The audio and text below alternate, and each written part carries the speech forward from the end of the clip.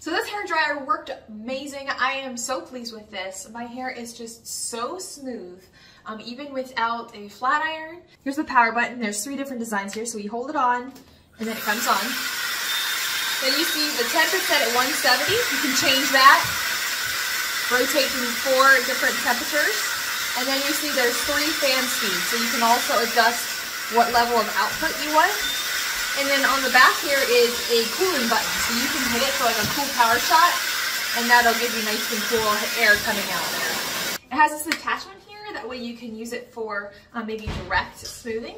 And inside here is a magnetic hair care module that you can rotate to how you need it, and it's magnetic like I said, so it just kind of snaps in there. And you can use that with or without, and then also this can be an attachment as well. So if you're looking for a new high-speed dryer, I think this is incredible, and I think you'll really enjoy it. Thanks for watching.